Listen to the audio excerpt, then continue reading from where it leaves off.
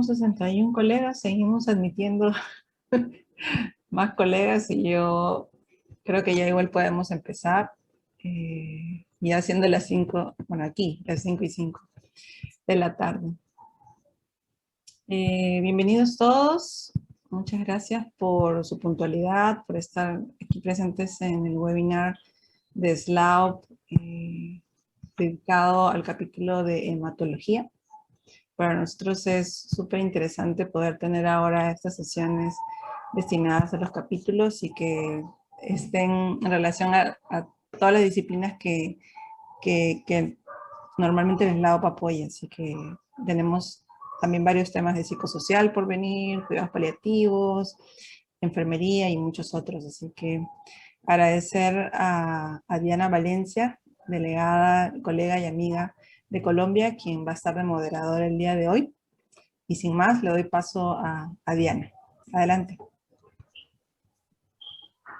Muy buenas tardes para todos, agradeciendo la asistencia y la presentación de la doctora Liliana. Uno de los temas que deseamos incluir en la agenda son las alteraciones hematológicas en los pacientes oncológicos.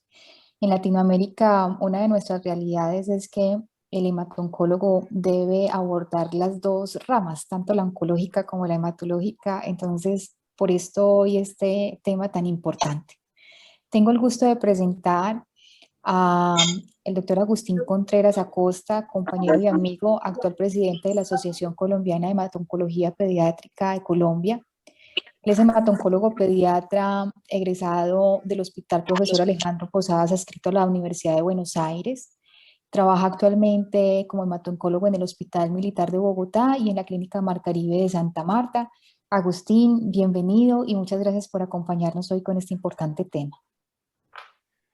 Muchas gracias, Diana, por la invitación. Muchas gracias también a la doctora Liliana Vázquez, presidenta de SLAUP, y a todos ustedes por tomar su tiempo valioso para escucharme en la tarde de hoy. Vamos a hablar un poco de trombofilia en pediatría. Sabemos que es un tema donde todavía hay mucho por estudiar. La mayoría de la experiencia es de la población de los adultos.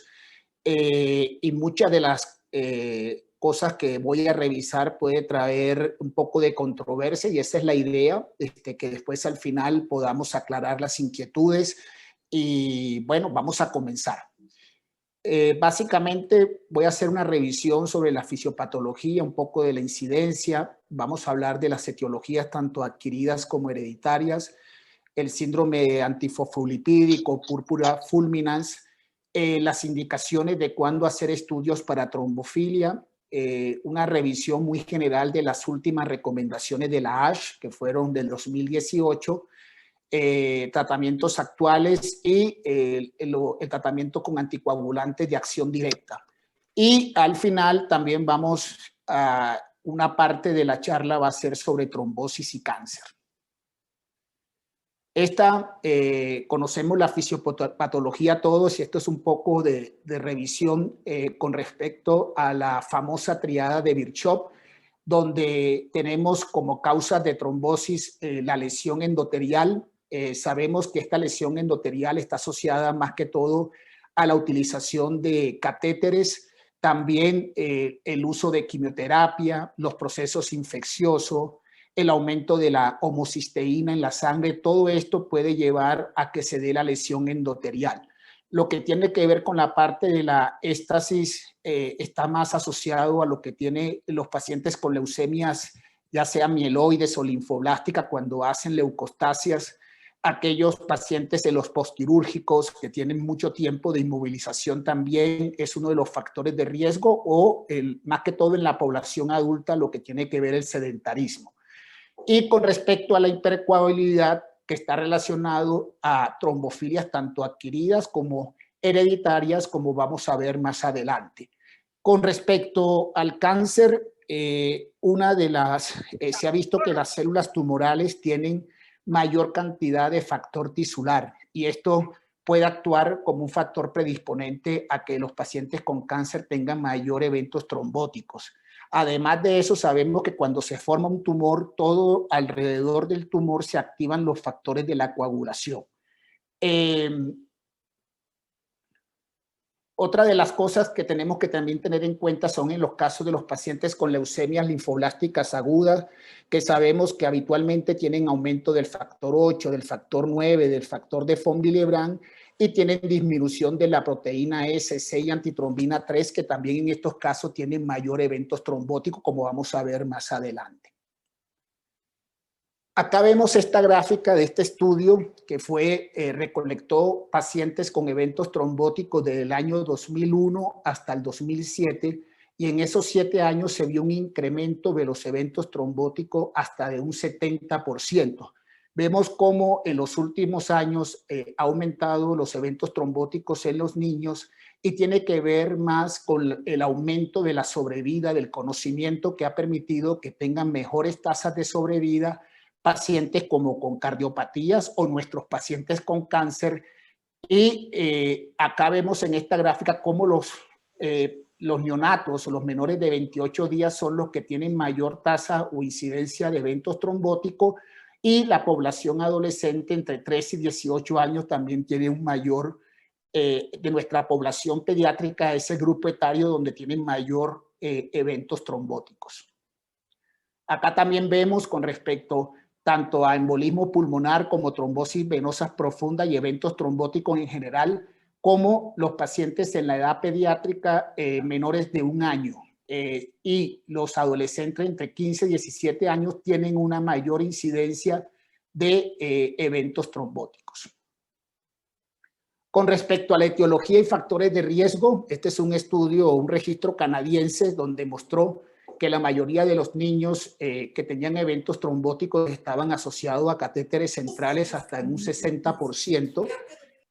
Los tumores o la patología de cáncer o los trasplantes de médula ósea un 25%, las cardiopatías congénitas hasta un 20%, la cirugía un 15%, los procesos infecciosos y los traumatismos un 10%, el uso de anticonceptivos orales 4% y otros en un 12%. Pero vemos cómo tanto los catéteres centrales como la patología maligna son la mayoría de los casos los causantes de eventos trombóticos. Con respecto a esta pregunta que si la trombosis infantil es una enfermedad hereditaria, pues pareciera que no. La gran mayoría de los casos o la mayor causa de eventos trombóticos en la población pediátrica, la mayoría de los pacientes de la población pediátrica tienen factores adquiridos como desencadenante de eventos trombóticos. Es decir, son más los factores adquiridos con respecto a los factores hereditarios los que provocan los eventos trombóticos. Por eso, digamos que si un paciente se debe hacer una búsqueda exhaustiva si existe un factor desencadenante. Ahora, si ese paciente no encontramos ese factor desencadenante y hay antecedentes familiares, la recomendación es realizar estudios de trombofilia. Acá vemos dentro de también, digamos, de los agentes de la etiología de eventos adquiridos, la deficiencia de antitrombina adquirida, que lo vemos habitualmente en el paciente con síndrome nefrótico.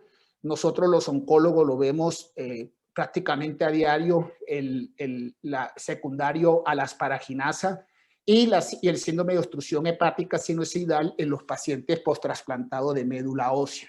También como evento adquirido, la producción de síndrome antifosfolipídico secundarios a cuadros virales y bacterianos, la obesidad también, no solamente en la población adulta, sino también en la población pediátrica. Hay estudios que han mostrado que los pacientes con obesidad tienen mayor predisposición a hacer eventos trombóticos. El aumento del factor 8 y el factor de von Willebrand en los casos de infecciones e estados inflamatorios, la deficiencia de anticoagulante adquirida, como en el caso de la sepsis y la coagulación intravascular diseminada, y la resistencia a la proteína C activada con el uso de estrógenos exógenos. Con respecto a los factores hereditarios, acá vemos cómo la mutación de la protrombina 20-210A, que se da aproximadamente en el 1 al 2% de la población, puede aumentar la probabilidad de eventos trombóticos de 2 a 3 veces. El uso de anticonceptivos orales hasta 4 veces. El factor de 5-Leading, que lo encontramos aproximadamente en el 5% de la población, puede aumentar la incidencia de eventos trombóticos de 2 a 7 veces, y cuando esto lo sumamos con el uso de anticonceptivos orales hasta 35 veces. Y en el caso del factor de 5 homocigoto, hasta 80 veces la probabilidad de que pueda desencadenar un evento trombótico comparado con la población normal. Acá un poco, esta es una edición que sacaron los canadienses, el doctor Branchelet, que muchos de nosotros conocemos. Esto fue del año 2017. Saqué un poco de la información con respecto a lo que tiene que ver con las trombofilias hereditarias, con respecto a la resistencia a la proteína C activada, que es la más frecuente causa de trombofilia de manera hereditaria, tanto en los adultos como en los niños, que es secundaria a una mutación a nivel del factor de 5 Leydin, con una prevalencia de 1 en 20, y que esta presencia de esta mutación heterocigosa está asociada con bajo a moderado riesgo de evento trombótico. Sabemos que los casos con mutaciones homocigotas tienen mayor riesgo de desencadenar eventos trombóticos comparados con los heterocigotos. La gran mayoría de los pacientes que tienen resistencia a la proteína C activada que hacen eventos trombóticos tienen asociado otro factor. Lo que se ha encontrado con mayor frecuencia es el aumento del factor 8 por encima de 150%, y también aquellos pacientes aquellas mujeres que reciben anticonceptivos orales, adolescentes sobre todo, que tienen una mayor incidencia cuando tienen esta resistencia a la proteína C activada. Con respecto a la mutación de la protombina 220-210A, la prevalencia es de 1 en 50, y que se encuentra elevado el nivel de la protombina, y que esto es secundario básicamente a una mutación puntual de la región no codificada del gen de la protombina, y que esto lleva a que haya un aumento de trombina y, por supuesto, el aumento de riesgo de eventos trombóticos. La deficiencia de proteína C ya es un poco más frecuente que de las dos anteriores, con una prevalencia de 1 en 500. La deficiencia se puede clasificar de dos maneras: la tipo 1, cuando existe una disminución tanto de la actividad como del nivel de antígeno de proteína C, y la tipo 2, cuando existe una baja actividad, pero el antígeno se encuentra normal. Es decir, básicamente el defecto es cualitativo. Con respecto a la deficiencia de proteína S, que también es mucho más frecuente que las anteriores, con una prevalencia de 1 en 5.000, tenemos que se clasifican en 3 subtipos. La tipo 1 y la tipo 3 no hay diferencia desde el punto de vista del comportamiento clínico ni del tratamiento, pero la tipo 1 básicamente es definida como una inadecuada cantidad tanto de proteína S libre como total. Y la tipo 3 es también una deficiencia cuantitativa, pero tiene que ver con una disminución de la proteína S libre, pero la cantidad de proteína S total es normal. Y la tipo 2, que es muy, muy rara, la definen como niveles normales de proteína S libre y total, pero se encuentra la actividad disminuida. También lo mismo, la tipo 2 está relacionado no tanto con cuantitativo, sino un defecto cualitativo de la proteína S. Pero es una entidad muy rara. Un poco con respecto a la proteína C y al déficit de proteína S, acá quiero hacer un punto muy importante, porque en algún momento nosotros como hematólogos tenemos o hemos tenido el caso de pacientes con púrpura fulminans, que está asociado habitualmente a una deficiencia hereditaria tanto de la proteína S como de la proteína C. Y son pacientes que hacen básicamente lesiones en la piel equimóticas, terminan haciendo necrosis y muchas veces lesiones gangrenosas de una manera muy rápida, muy agresiva, y que si no se toma medidas a tiempo podemos desafortunadamente quedarnos sin pacientes. Entonces es una entidad donde es importante el diagnóstico rápido.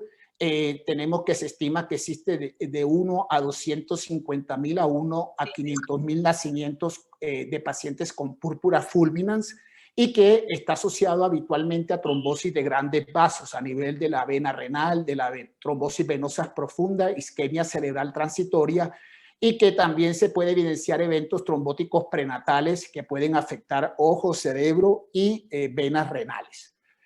Acá es muy importante estos pacientes, una vez hacemos el diagnóstico, rápidamente comenzar el tratamiento. Habitualmente los manejamos en nuestro medio con transfusión de plasma de 10 a 20 mililitros por kilo cada 6 a 12 horas. También le indicamos terapia o anticoagulación. Nosotros tuvimos la experiencia de, pues en mi experiencia también personal, tuvimos un caso de un paciente con una púrpura fulminans donde hizo pérdidas del pulpejo de los dedos secundario a estos eventos que presentó, y este paciente después que pasó la etapa aguda nos preguntábamos cuál tratamiento debería continuar. Entonces, desafortunadamente en Colombia era un paciente secundario a déficit de proteína C. Acá en Colombia no teníamos la disponibilidad no tenemos la disponibilidad de proteína C, y traerla al país era muy costoso. Al final se decidió que el tratamiento fuera un trasplante hepático. El trasplante se hizo, pues lo hicieron en la ciudad de Cali, nuestros colegas de la clínica Valle Lili, y afortunadamente el niño, hasta la última vez que lo vi, tuvo una excelente evolución con el trasplante hepático, lo cual le fue bien, y con respecto al costo-beneficio nos fue mejor con el trasplante hepático. Cuando veíamos los costos del medicamento a largo plazo, los valores eran muy altos con respecto al trasplante hepático. Con respecto a la deficiencia de antitrombina, tenemos también una prevalencia de 1 en 50,000. Yo no sé si se ve como una raya roja en la presentación o no. Sí, se ve una raya roja. No sé Pero si no sé puedes dejar de compartir y volver a compartir, quizás. Vale.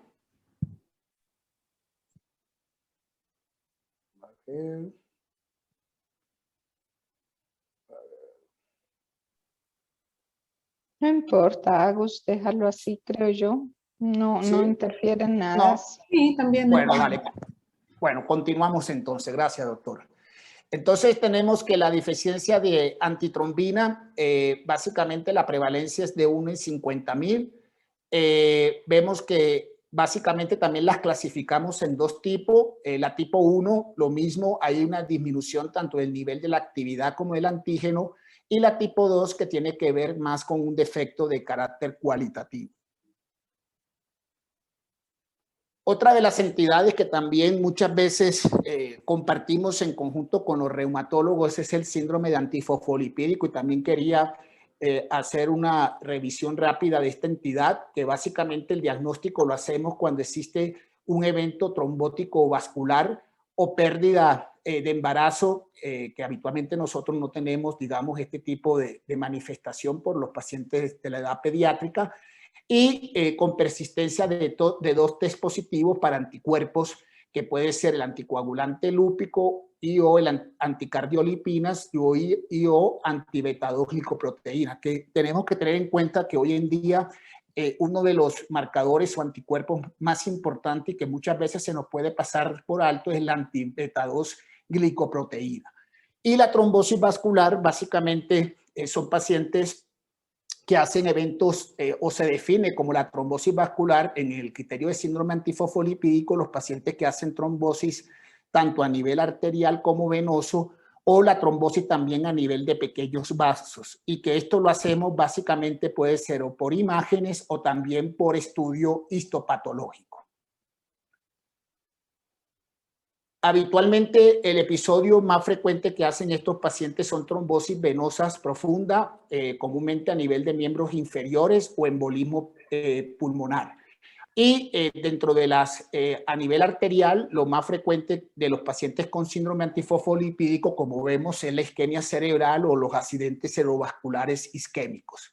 Con respecto a la trombosis microvascular, afortunadamente no es tan frecuente, pero cuando se produce este tipo de trombosis, lo que llamamos como síndrome antifosfolipídico catastrófico, son pacientes que desafortunadamente tienen una falla multiorgánica con compromiso tanto a nivel pulmonar, cerebral y a nivel renal, que tienen una alta tasa de mortalidad. Con respecto a las indicaciones de estudio de trombofilia, y acá van a ver varios apartes que como oncólogos es importante tenerlos en cuenta. En este estudio donde se mostró, digamos, las recomendaciones que se daban con respecto a la necesidad o la indicación de hacer estudios de trombofilia, ellos lo que dicen de que ellos creen que es innecesario realizar pruebas de trombofilias hereditarias en niños con leucemias o neoplasias malignas. Que tampoco se recomienda, y esto lo tenemos claro, en aquellos pacientes tanto recién nacidos como en la edad pediátrica cuando hacen trombosis secundario a la utilización de catéteres. Dicen que la recomiendan en el caso del escenario de los recién nacidos que hacen trombosis espontáneas a nivel de la vena renal, y que no lo recomiendan en los pacientes con eventos trombóticos con cardiopatías congénitas, ni tampoco en el escenario de síndrome nefrótico. Sí se recomienda realizarlo en todo paciente que tienen, digamos, accidentes cerebrovasculares o isquemias cerebrales transitorias. Con respecto a que muchas veces una de las consultas que nos hacen habitualmente es que el antecedente familiar de un evento trombótico en la familia, ya sea de primer grado o en términos generales, lo que no recomienda la realización de estudios de trombofilia hereditarias en menores de 15 años cuando solo portan factores de riesgo de trombofilia hereditaria. Es decir, que no se recomendaría en todos los casos cuando existe el antecedente de trombosis familiar. Sabemos que esto es muy discutido, esto se tiene que hablar con la familia. Lo que hemos vivido, este tipo de consultas, sabemos que no es fácil porque se maneja un grado alto de incertidumbre. Otra de las recomendaciones es no hacer estudio de trombofilias hereditarias durante el momento del diagnóstico de la emergencia, solo salvo que nos vaya a cambiar el tratamiento. Y acá está el escenario, por ejemplo, de los pacientes que hacen estas púrpuras fulminans con déficit de proteínas C y S. Es uno de los pocos escenarios donde se debe realizar el estudio en la urgencia, porque esto nos va a determinar el tipo de manejo que debe recibir el paciente.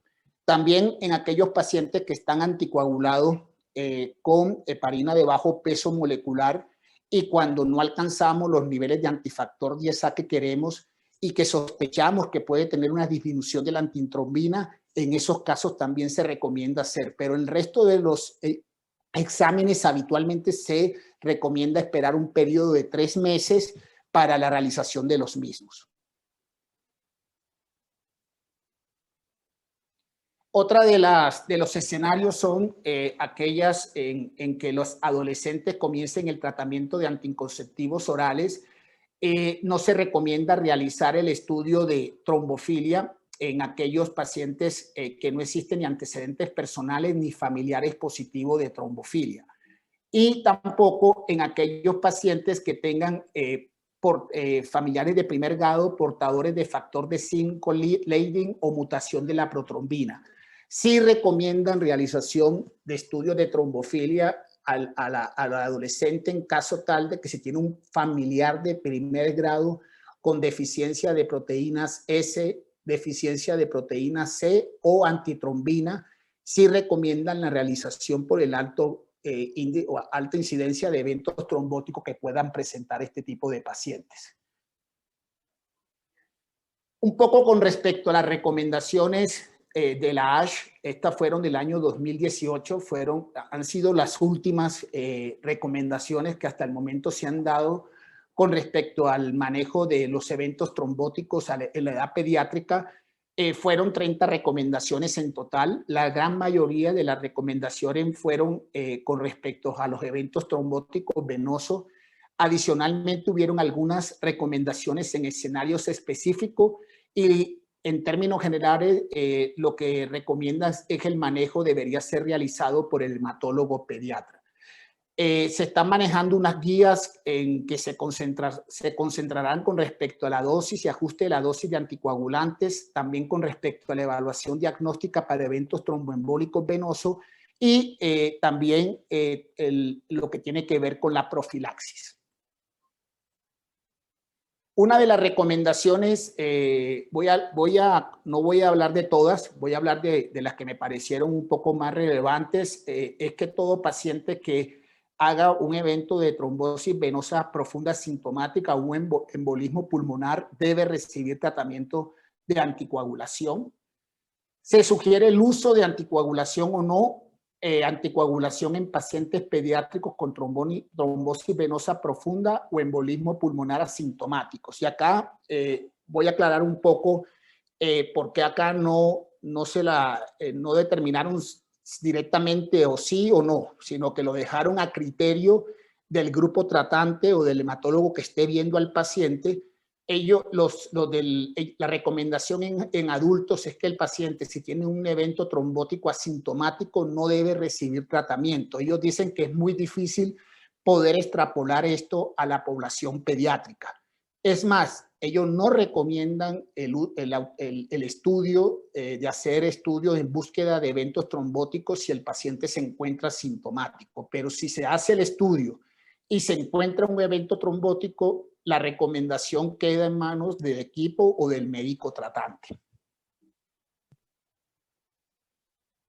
Lo otro también, la recomendación de anticoagulación en lugar de ninguna anticoagulación, se recomienda anticoagular todo paciente con edad pediátrica con un evento de trombosis del seno venoso cerebral y también, por supuesto, sin hemorragia y en el paciente pediátrico con trombosis a nivel de la aurícula derecha. Con respecto al reemplazo de antitrombina, en aquellos países que tienen la disponibilidad de antitrombina, la recomiendan a aquellos pacientes que tienen disminución de la antitrombina 3, ya sea de causa hereditaria o adquirida, que no se alcanza el rango terapéutico de anticoagulación debido al nivel bajo de antitrombina, el reemplazo con antitrombina. Y con respecto al retiro de catéter venoso central, si no es funcional o no se necesita, se recomienda después de 3 a 5 días de anticoagulación retirar el catéter o en aquellos casos que haya una falla de la terapia de anticoagulación, también la recomendación es retirar el catéter. Con respecto a la duración de anticoagulación en aquellos casos donde existe un riesgo provocador no crónico, por ejemplo, el caso de la L-asparaginasa, que es uno de los que vemos nosotros con mayor frecuencia, la recomendación es llevar a terapia hasta 3 meses de anticoagulación, por lo menos hasta 3 meses hasta que el factor de riesgo sea retirado. Y con respecto a las recomendaciones adicionales en escenarios específicos, hablan de la trombolisis que debe ser reservada para embolismo pulmonar con compromiso hemodinámico o en el caso del uso de filtro de vena en vena cava inferior reservada cuando existe una contraindicación absoluta de anticoagulación terapéutica o un alto riesgo de embolismo pulmonar. Acá dentro de factores pronósticos que también es muy interesante tenerlos en cuenta, aquellos pacientes que en el diagnóstico o después de 3 meses de tratamiento que tienen niveles de factor 8 por encima de 150 o tienen un dímero D por encima de 500, son pacientes que tienen una mayor recurrencia de eventos trombóticos o mayor probabilidad de que este evento sea persistente o la producción de síndrome postrombótico. Entonces, realizar el factor 8 y aquellos pacientes que tienen este dímero D a los 3 meses y persiste positivo, tenerlo en cuenta como factores de mal pronóstico. Y lo otro también importante, que aquellos pacientes que sean portadores de rasgos de trombofilia, se ha visto que aquellos pacientes que tienen 2 o más alteraciones heterocigotas tienden a incrementar hasta más de 20 veces la probabilidad de realizar un evento trombótico. Bueno, un poco con respecto a los tratamientos, hoy en día tenemos, o lo que nosotros hoy en día nos manejamos dentro de las terapias de anticoagulación, tenemos estos 3 medicamentos básicamente. Lo que es la heparina no fraccionada, que actúa básicamente sobre el factor 2 y el factor 10. la heparina de bajo peso molecular que actúa sobre el factor 10 y tenemos lo que es la warfarina, los antagonistas de la vitamina K, que básicamente lo que hace es disminuir la producción a nivel hepático tanto del factor 9 como del factor 7, como del factor 10 y de la protrombina. Estos son, digamos, los medicamentos que hoy en día tenemos nosotros disponibles para el tratamiento de un evento trombótico en la edad pediátrica. Existen varios desafíos con respecto, y sabemos las dificultades que tenemos para el manejo de este tipo de medicamentos. Por ejemplo, la heparina no fraccionada, el hecho de tener que utilizarla de manera endovenosa, que ejerce efecto anticoagulante, como vemos, por vía de la antitrombina, que es altamente impredecible en sus propiedades farmacocinéticas y farmacodinámicas.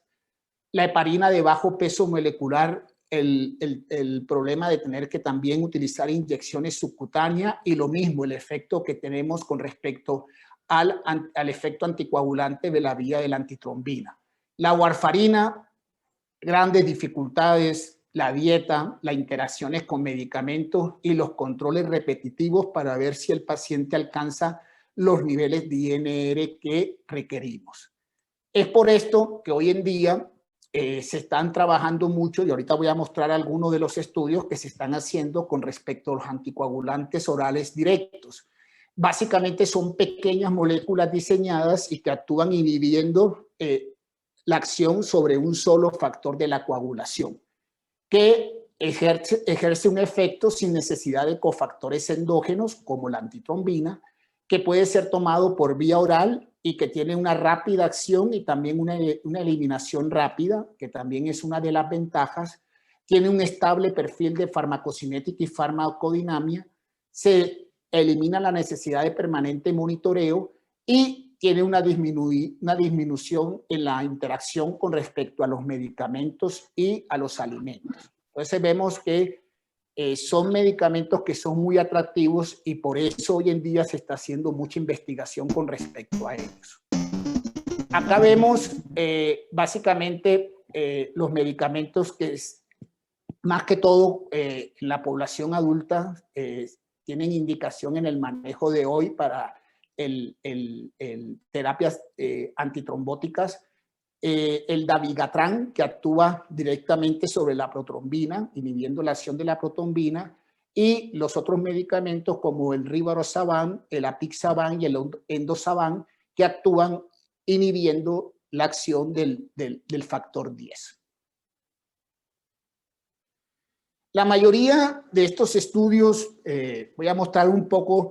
Como sabemos, la gran mayoría de la experiencia de tratamientos antitrombóticos y la experiencia de los adultos se han extrapolado a la población pediátrica. Estos son estudios que se han realizado en la población adulta, donde han comparado anticoagulaciones de acción directa con antagonistas de la vitamina K, por ejemplo, y en este estudio vieron que la recurrencia de eventos trombóticos con ambos medicamentos eran muy similares. Ya con respecto a la comparación de sangrado mayor, se vio que con estos anticoagulantes de acción directa hasta una disminución del 40% de sangrado mayor con respecto a los antagonistas de la vitamina K. En el escenario del cáncer se hicieron estudios, por ejemplo, de endoxaban versus dalteparina. Se vieron que los resultados de los eventos trombóticos recurrentes y sangrado mayor fueron muy similares, pero sí vieron que aquellos pacientes con cáncer gástrico tuvieron una mayor incidencia de sangrados con el endoxaban. Cuando hicieron la comparación con rivaroxaban y dalteparina, vieron que ambos tuvieron reducción de eventos trombóticos y también similar el sangrado mayor, pero vieron que con el rivaroxaban el exceso de sangrado no mayor clínicamente relevante. Y lo otro estudio que hicieron fue también en el contexto de pacientes con cáncer con apixaban versus dalteparina, y el sangrado mayor fue raro. Los eventos trombóticos fueron del 3.4% con apixaban y del 14% con dalteparina. Les hicieron una encuesta a estos pacientes adultos que cuál de los tratamientos ellos preferían y todos prefirieron marcadamente el tratamiento con apixaban. En el escenario de síndrome antifosfolipídico, de este tipo de anticoagulantes orales de acción directa, desafortunadamente en estos estudios realizados en la población adulta, la gran mayoría tuvieron que terminarlo de manera rápida, porque vieron que con este tipo de anticoagulante tuvieron mayor eventos trombóticos que con los anticoagulantes convencionales. Y en aquellos pacientes que tuvieron mayores factores de riesgo de resultados pobres con este tipo de anticoagulantes de acción directa, fueron aquellos que tenían historia de eventos arteriales y triple positividad para anticuerpos de síndrome antifosfolipídico. En el escenario de válvulas cardíacas mecánicas, básicamente hicieron un estudio con dabigatran y warfarina, donde vieron mejores resultados con la warfarina. Entonces, tampoco en el escenario de pacientes con válvulas mecánicas cardíacas, por lo menos en este único estudio no mostró. En el resto de este tipo de medicamentos como el rivaroxaban, apixaban y edoxaban, hasta el momento no se ha realizado ningún tipo de estudio. Y acá podemos ver, cuando hice la revisión, la verdad que ya hay una gran cantidad de estudios en la edad pediátrica. Algunos podemos ver ya en fase 2, fase 3, ya algunos se han realizado, se han terminado. Y voy a hablar un poco sobre el dabigatran. Este estudio, por ejemplo, mostró que las concentraciones de dabigatran en esta población pediátrica, que frente al nivel de tiempo de trombina fue constante en niños en todas las edades y que fue muy similar a la población adulta. Y en el ISTH del 2019 se mostró ya unos resultados interinos con el dabigatran, donde lo comparaban con anticoagulantes como la heparina no fraccionada y heparina de bajo peso molecular. Esto lo daban por vía oral el dabigatran, y que los resultados del estudio indican que el dabigatran no es inferior a los anticoagulantes estándares en términos de eficacia y seguridad. Y estos resultados tienen un perfil de seguridad favorable en niños con factores de riesgo persistente de eventos trombóticos. Pocos niños desarrollaron eventos trombóticos recurrentes o episodios de sangrado grave. Fue digamos, el informe de este estudio con el dabigatran. Otro de los estudios, acá vemos todos estos estudios que vemos acá, son estudios en pacientes pediátricos con apixaban. Y dentro de los estudios que me pareció muy interesante es este que está haciéndose en curso, donde se está haciendo en los pacientes con leucemia linfoblástica aguda, donde en la inducción están recibiendo apixaban comparado con no recibir ningún tipo de anticoagulante, para ver si con el apixaban se disminuye los eventos trombóticos en los pacientes con leucemia linfoblástica aguda durante la inducción del tratamiento. Acá vemos también otros estudios con endoxaban, el rivaroxaban. Y con respecto al rivaroxaban, acá este estudio de fase 1 que fue realizado entre pacientes de 5 meses hasta 18 años, se recolectó una N de 59 pacientes con una farmacodinamia. Fue medido tanto el tiempo de protrombina como de tromboplastina, como la actividad del antifactor 10, y mostraron relación lineal frente a las concentraciones de rivaroxaban, y estaban en línea con los datos de los adultos. Y la conclusión de este estudio fue que el ajuste de una sola dosis de rivaroxaban, de acuerdo al peso corporal, tenían perfiles seguros de farmacocinética y farmacodinamia en niños. Después tenemos este estudio ya en fase 2, también con el rivaroxaban, también, bueno, ya es niño de entre 6 meses y 18 años. De los 80 niños reportados, ninguno tuvo sangrado mayor y ni tampoco eventos trombóticos recurrentes, y al repetir los estudios habían mejorado en el 94% de los pacientes. El único, digamos, que se encontró es que los pacientes menores de 30 kilos tendían a tener niveles plasmáticos bajos, sugiriendo que estos pacientes requerían 2 dosis. Acá está este estudio en fase 3, donde este estudio de fase 3 se recolectaron 500 niños durante una ventana del estudio de 4 años y recibían la dosis equivalente de 20 miligramos de rivaroxaban en una población de pacientes desde el nacimiento hasta los 18 años. Y también en un informe del ISTH en el año 2019 de este estudio, el informe mostró que en niños con eventos trombóticos, el tratamiento con rivaroxaban ajustado al peso corporal resultó en un bajo riesgo de recurrencia y en una reducción de la carga trombótica sin aumento de sangrado en comparación con anticoagulantes estándares. Y que estos resultados son comparables con los obtenidos en los adultos en el manejo de eventos trombóticos con el rivaroxaban.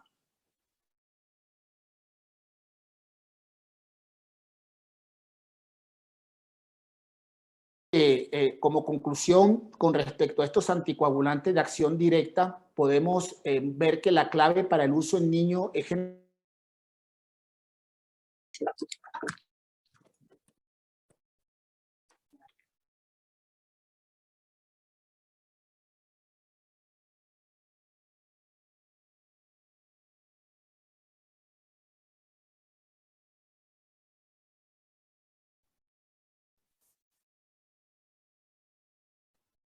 Pedimos excusas. Vamos a esperar a que el doctor Agustín vuelva y se conecte.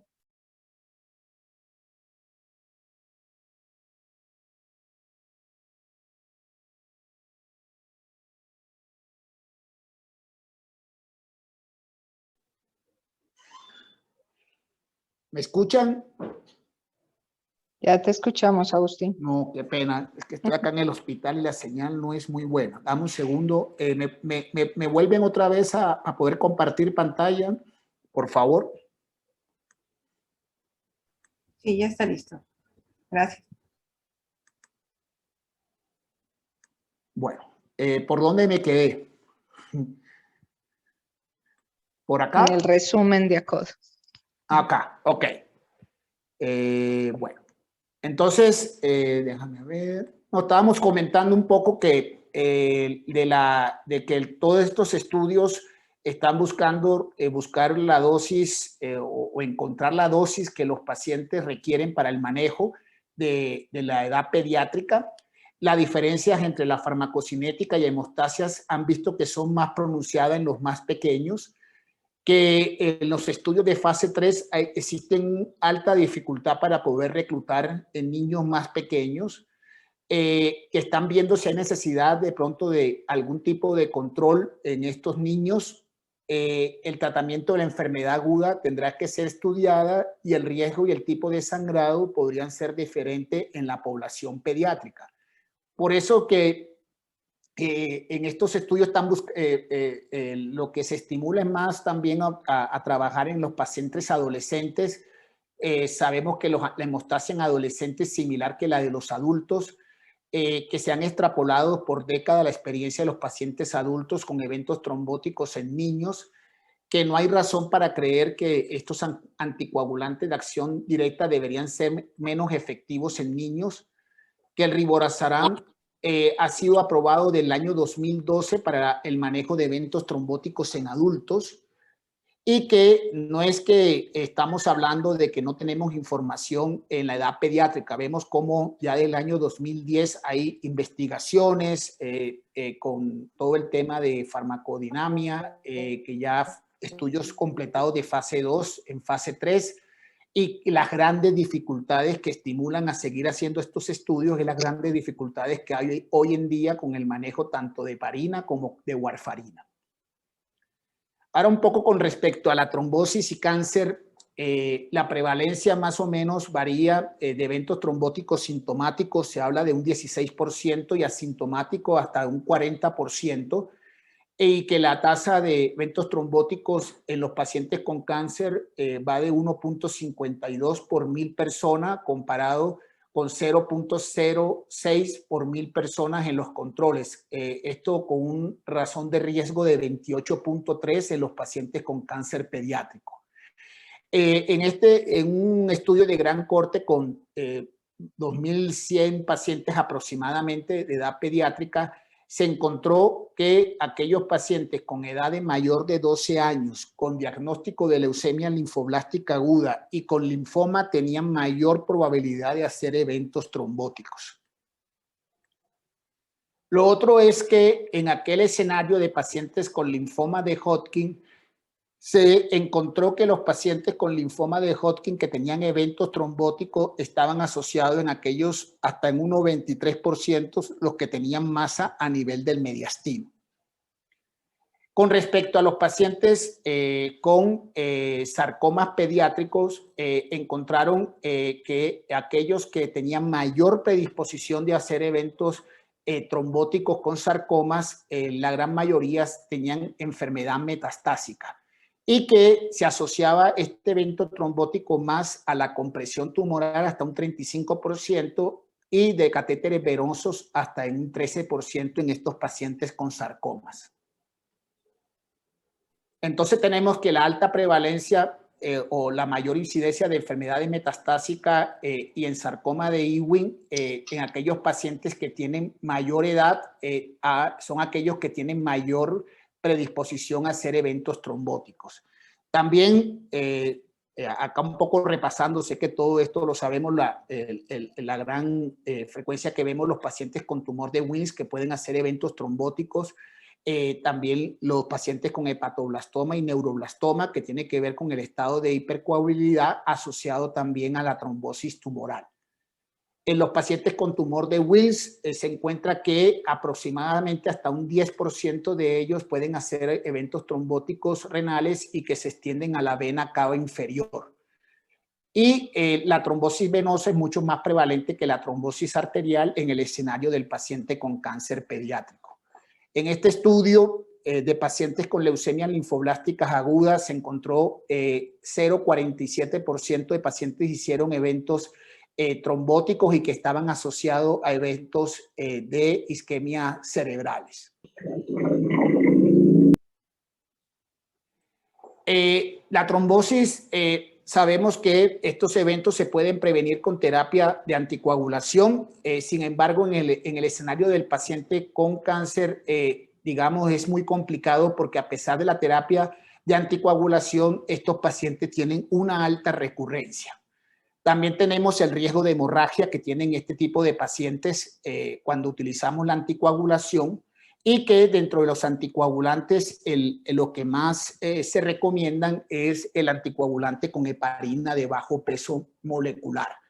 En aquellos pacientes que hacen eventos trombóticos se recomienda la profilaxis, sobre todo cuando existe el cáncer activo, catéteres y algunas quimioterapias como es el caso de la L-asparaginasa. Bueno, no olvidar que cuando están estos pacientes anticoagulados se debe suspender la anticoagulación de 12 a 24 horas previo a los procedimientos que le realizamos, intratecal, alguna intervención quirúrgica, médula ósea. Hay un estudio que se realizó en Israel con respecto a que los pacientes recibían profilaxis con heparina de bajo peso molecular, aquellos pacientes con leucemia linfoblásticas agudas, y este estudio mostró que disminuyó los eventos trombóticos con respecto a aquellos que no lo recibieron. Actualmente hay un estudio holandés que están también aquellos pacientes en inducción, algunos están recibiendo heparina de bajo peso molecular comparados con aquellos que no están recibiendo y estamos a la espera de esos resultados. Entonces sabemos que la trombosis en el niño con cáncer es una condición multifactorial donde pueden existir factores individuales relacionados con el tumor, hipercoagulabilidad y la presencia del catéter central como factores que pueden llevar a que se dé el evento trombótico. Ya en el escenario de la leucemia linfoblástica aguda, estos eventos trombóticos se ha observado en un 3 al 5% de los pacientes con leucemia linfoblástica aguda, que falta evidencia de alta calidad con respecto a la prevención y tratamiento de estos eventos trombóticos en este tipo de paciente. Y esto es uno de los puntos que ha traído mucho controversia con respecto a la prevención, con respecto al control, si vale la pena realizar controles de fibrinógeno, antitrombina y el reemplazo de crioprecipitados, plasma y antitrombina. También existe incertidumbre con respecto al manejo de estos eventos trombóticos, la duración y la intensidad de tratamiento de anticoagulación que deben recibir estos pacientes. Acá vemos todos estos estudios que vemos acá, que son 5 estudios, ninguno mostró evidencia de que las transfusiones con plasma, el uso de antitrombina, verdaderamente pueda ser un factor protector de disminución de evento trombótico en el escenario de paciente con leucemia linfoblástica aguda. Entonces, básicamente, este tipo de controles, la recomendación basado en la evidencia es que el laboratorio solo cuando esté clínicamente indicado. Con respecto también a las transfusiones con plasma fresco y crioprecipitados, tampoco ninguno de los estudios y básicamente la recomendación es restringir este tipo de transfusiones. Con respecto a la detección de trombofilia hereditaria, tampoco se recomienda la realización de estudios de trombofilia como rutina, solo como parte de un estudio de investigación. Entonces, tampoco la recomendación de que todo paciente con diagnóstico de leucemia linfoblástica aguda debemos realizar un estudio de trombofilia. Con respecto a concentrados profilácticos de antitrombinas en aquellos países que tienen la disponibilidad de la antitrombina, tampoco recomienda la utilización de profilaxis primaria o secundaria. Y la profilaxis anticoagulación solamente hasta el momento la recomiendan en los casos de aquellos pacientes que han hecho un evento trombótico secundario a la asparaginasa y que vuelve a requerir el asparginasa. En ese escenario es el escenario donde recomiendan utilizarlo de manera profiláctica. Acá esta es una encuesta que se realizó en varios centros de Inglaterra, del Reino Unido, y acá vemos, por ejemplo, que en la práctica de detener la anticoagulación oral en mujeres adolescentes antes de comenzar tratamiento para leucemia linfoblástica aguda. La gran mayoría de los centros en aquellas adolescentes que estaban recibiendo terapia anticonceptiva, ellos recomendaban suspender la anticoncepción. Y los riesgos de eventos trombóticos de los que contienen estrógenos compuestos están bien descritos y es probable que exacerben el riesgo que se produzca una trombosis durante el tratamiento de leucemia linfoblástica aguda. Es decir, que en este estudio la recomendación es que verdaderamente es una buena conducta suspender los anticonceptivos orales en aquellas adolescentes que diagnosticamos una leucemia linfoblástica aguda, que son algunos de los puntos que muchas veces nosotros olvidamos durante el tratamiento. Por supuesto, estamos concentrados en la enfermedad y muchas veces olvidamos estos puntos. Lo otro es en el contexto de sangrados menstruales problemáticos, menstruaciones abundantes, el reemplazo del anticonceptivo oral con norestesterona es una práctica que fue habitual en la mayoría de los centros y que solamente un par de centros utilizaron lo que son análogos de la gonadotrofina coriónica. Y que esto refleja la falta de evidencia que compare el uso de agonistas de la hormona gonadotrofina coriónica con respecto a los progestágenos, que puedan llevar a un mayor riesgo trombótico. Es decir, básicamente existen más estudios con respecto a la norestesterona que con aquellos análogos de la gonadotrofina coriónica.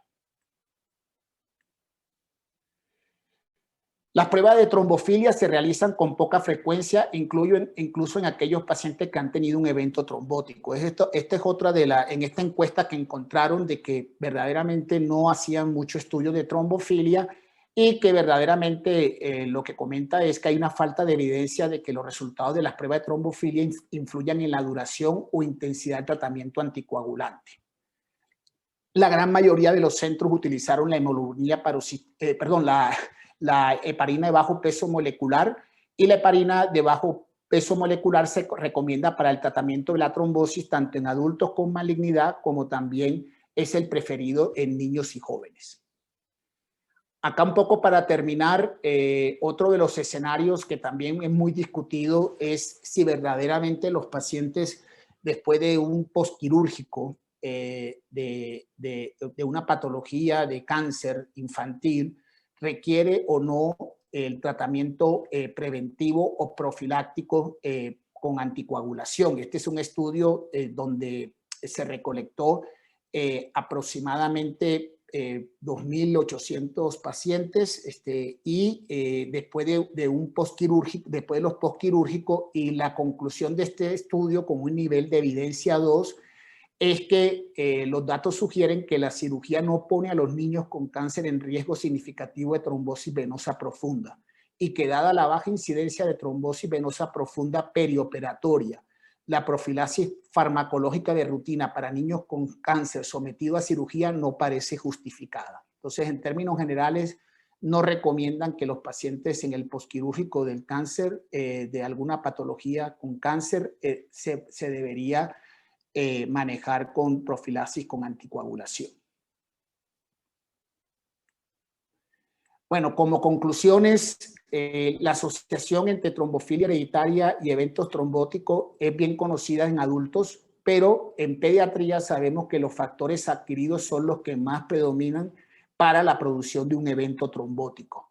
Que no se sabe la contribución hoy ante la presencia de un factor de trombofilia hereditaria, el riesgo en niños con predisposición a la trombosis, a los que se le han colocado un catéter o los que se le han diagnosticado una cardiopatía congénita o un síndrome nefrótico. Que la asociación entre trombofilia hereditaria y recurrencia de trombosis tampoco es clara. Con respecto a los anticoagulantes de acción directa, hay un camino ya recorrido y hay que estar atentos a las novedades para la indicación en la edad pediátrica, y que hasta la evidencia de hoy en el escenario de cáncer se prefiere la anticoagulación de heparina de bajo peso molecular y no hay evidencia que estudios y reposiciones con plasma y crioprecipitados tengan beneficios en la prevención de eventos trombóticos en los pacientes con leucemia linfoblástica aguda. Muchas gracias. Muchas gracias, Agustín, por tu excelente conferencia. Tenemos aproximadamente unas 5 preguntas y la doctora Lida desea consultar un caso, aprovechando pues que hay un consenso grande de hematólogos que te está acompañando porque tuviste una fórum de más de 100 personas. Entonces, empezamos con las primeras preguntas. La primera pregunta es, ¿cuáles son los laboratorios recomendados para el estudio molecular de las deficiencias congénitas de anticoagulantes naturales en Colombia? Esta pregunta la hace la doctora Yadira Col. ¿Me repites un poco más despacio la pregunta? Laboratorios recomendados para el estudio molecular de las deficiencias congénitas. Ok, ahí digamos, básicamente nosotros dentro de los estudios moleculares que hacemos es el de la resistencia a la proteína C activada, donde habitualmente solicitamos el estudio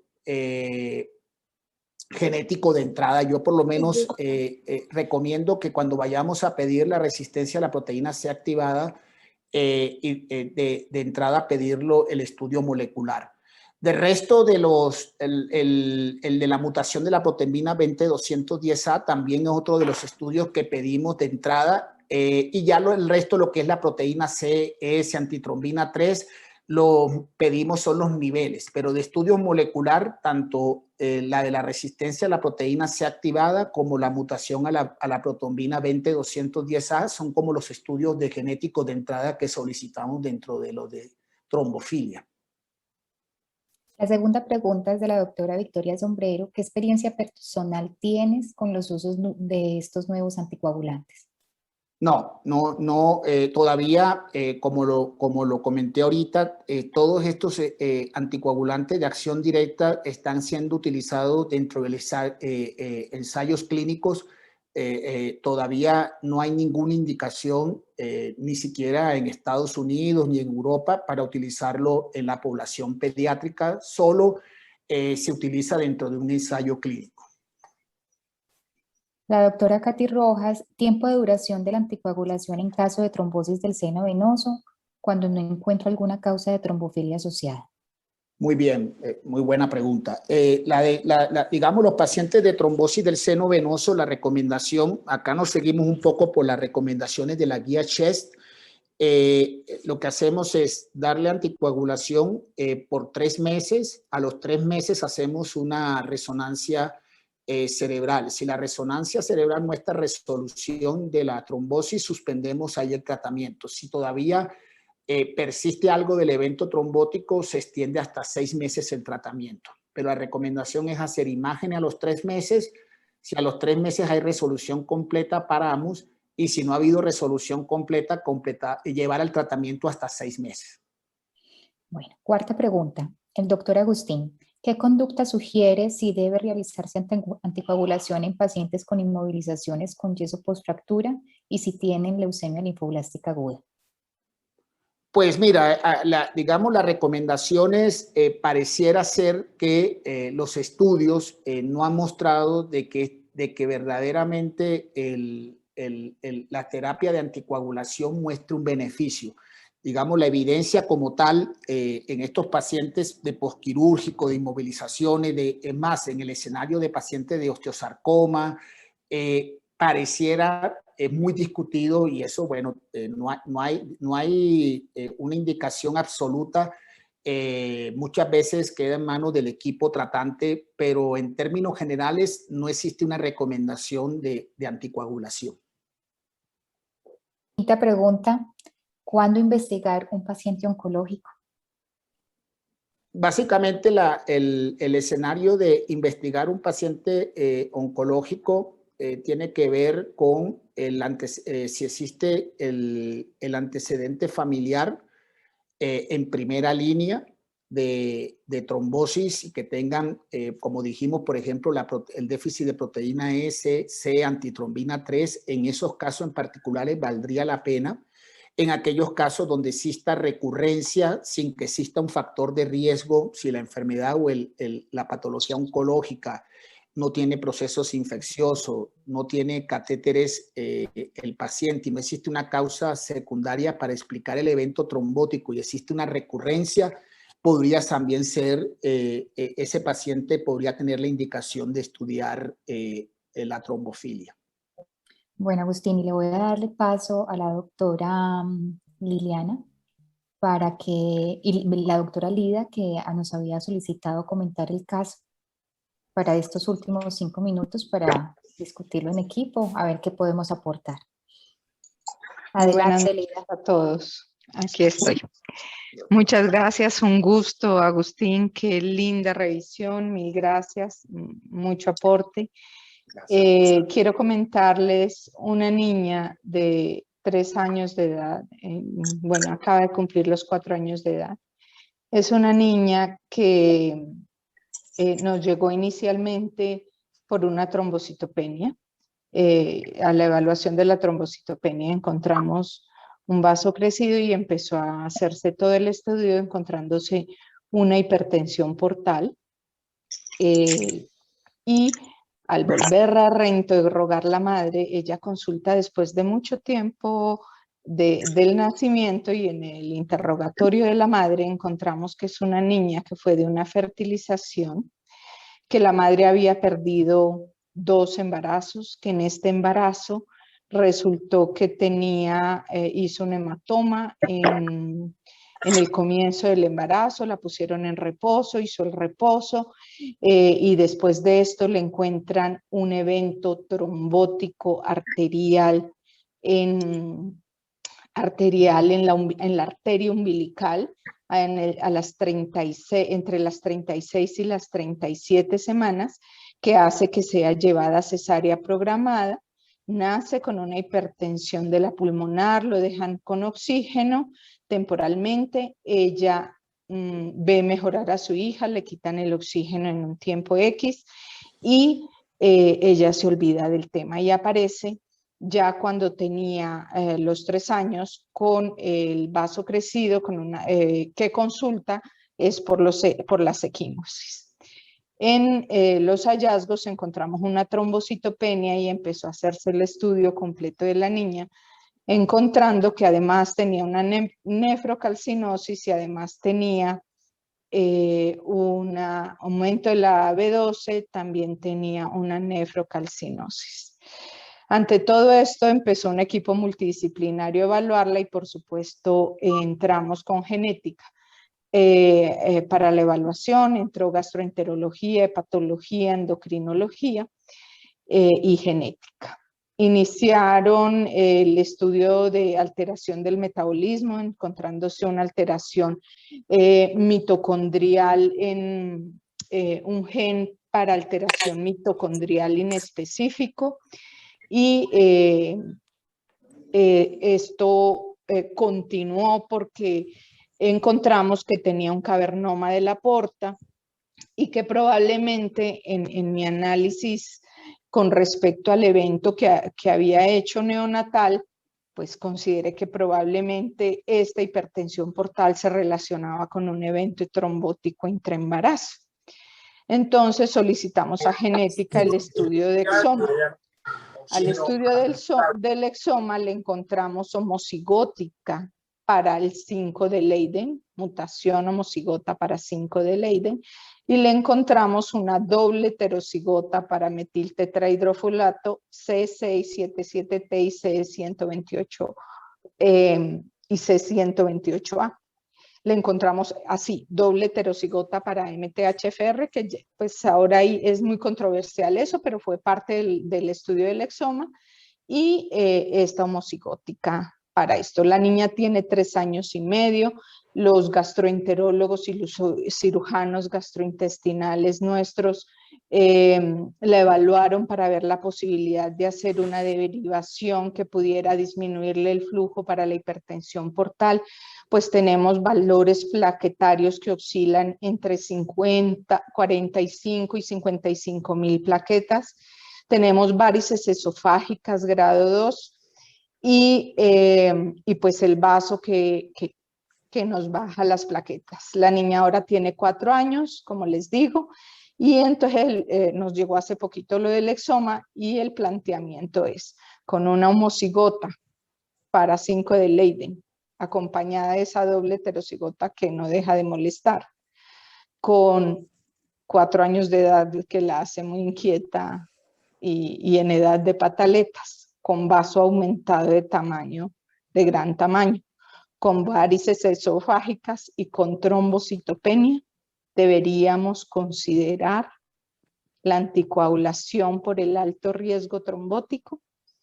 Nosotros la planteamos esta semana, esto es todo de las últimas 2 semanas. La planteamos en junta con los cirujanos gastrointestinales y hepatólogos. Ellos creen que no hay manera de operarle para bajarle el flujo de la esplénica, o sea, no podemos bajar por ahora eso. Ellos tienen como la ilusión de que con el tiempo esto baje un poco. Plantean la posibilidad de una cirugía de derivación de las varices esofágicas para que bajen las varices esofágicas a las renales, como una posibilidad para bajar las varices esofágicas y bajarle un criterio de riesgo de sangrado, que es la preocupación adicional que nos surge. Y entonces, pues en eso estamos, revisando todo, porque hicimos junta con los imagenólogos y todo. Hay una posibilidad, porque vimos unas imágenes recientes de un TAC que le hicimos recientemente en las bases pulmonares, que pudieran sugerir que esté haciendo microembolismos. Si es así, pues no tenemos la menor duda que nos va a tocar anticoagular. Estamos esta semana haciendo un angiotac y un ecocardiograma, que creo que ya es mañana que se lo hacen, para ver si hay algo que nos sugiere hipertensión pulmonar y nos apoye el microembolismo. Y el angiotac que nos muestra imágenes. En ese caso no tendríamos alternativa, pero si no tuviese tromboembolismo, si desde el nacimiento no ha tenido ningún otro evento trombótico, a pesar de que siendo un homocigoto tiene un muy alto riesgo, ¿cómo evaluarían? ¿Cuál sería tu opinión, Agus, específicamente con respecto al riesgo sangrado versus trombosis para la indicación de anticoagulación? Esta muchachita. Ese es el pacientico con de todito.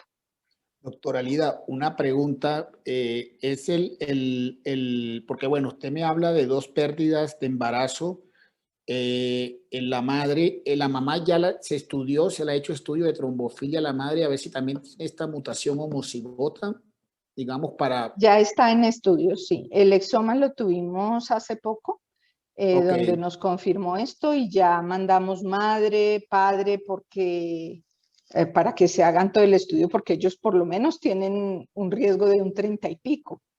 Si son, ellos por lo menos son heterocigotos los dos, papá y mamá, ¿no? y digamos, además de las pérdidas, eventos trombóticos como tal de la Sí, mamá y el papá o sí, familiares, ¿no ha sí, habido? sí. Ok, Sí, sí, eso lo interrogamos y tenemos eventos trombóticos, el bisabuelo con un accidente cerebrovascular a los 68 años de edad, otro que murió con el accidente cerebrovascular y con un EPOC. ¿Qué jóvenes, otro doctora, encontramos? Estado ninguno, los demás de la familia, solo hipertensión, no hay trombosis. Nada más. Esto y las pérdidas de la madre y esto Doc- del abuelo. Nada Doctora más. Lida, grado de Sí. trombocitopenia.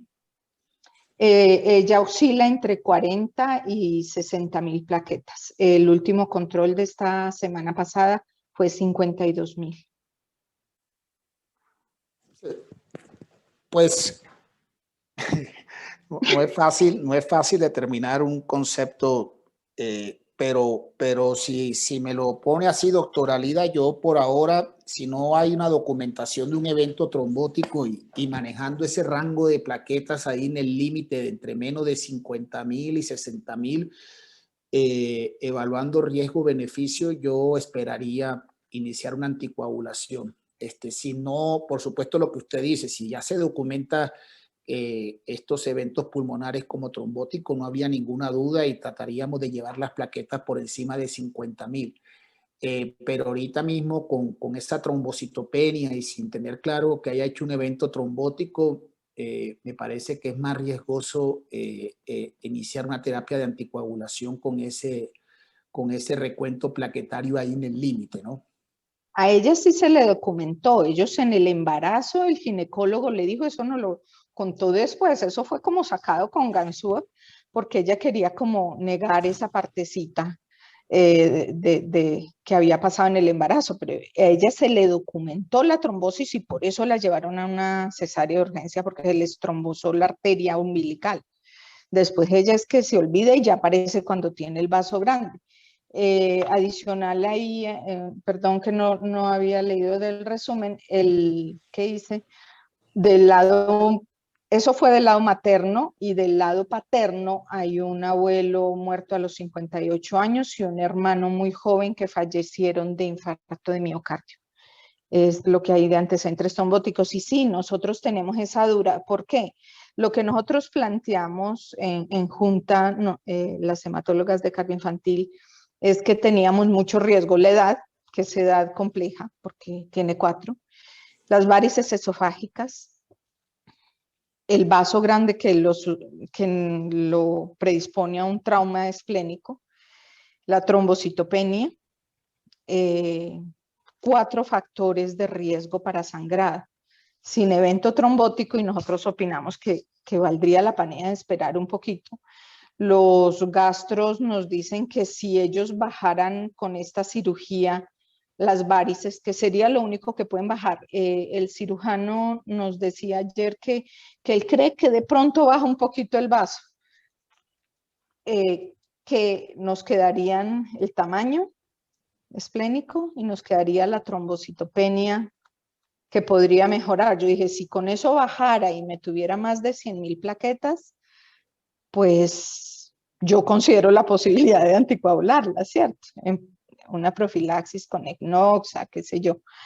Pero con menos de 100.000 y pues no sé, por eso quería todos los conceptos que sean posibles. Nosotras 3 ¿Piensas, opinamos la tú espera. piensas, tú piensas que la trombocitopenia es por secuestro esplénico? Sí, claro. Sí, le hicimos médula. Bueno, no se le hice yo, se le hizo otra de nuestras colegas que la vio antes.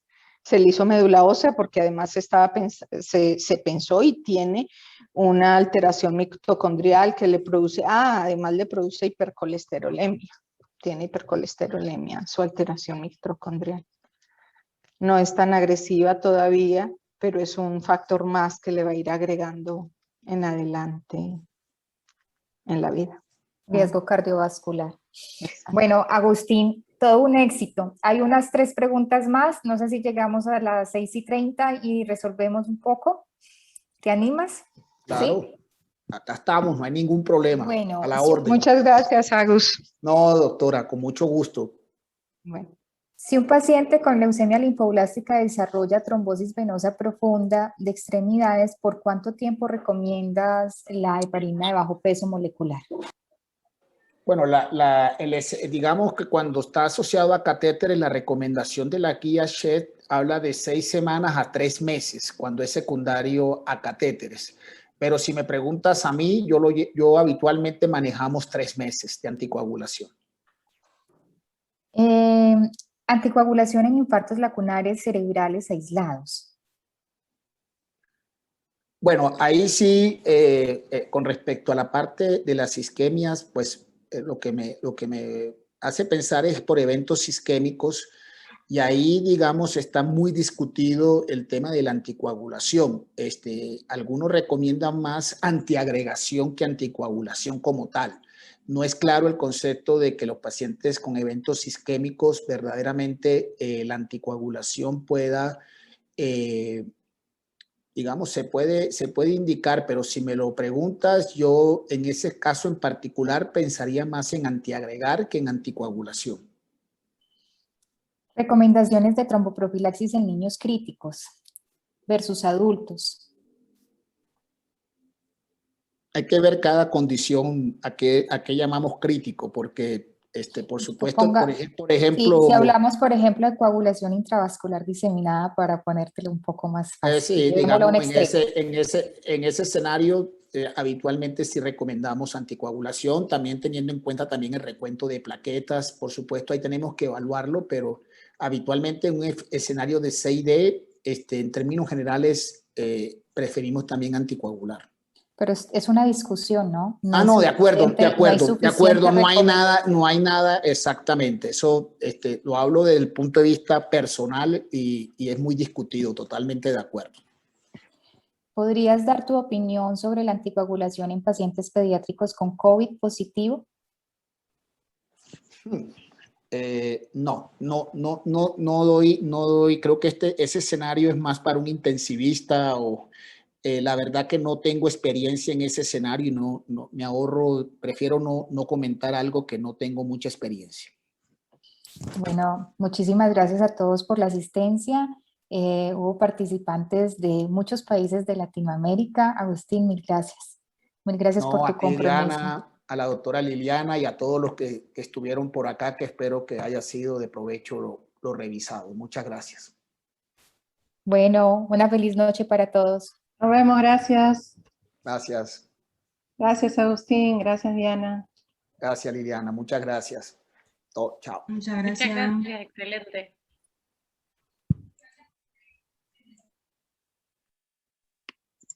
Muchas gracias. Chao, doctor Johnny. Un abrazo.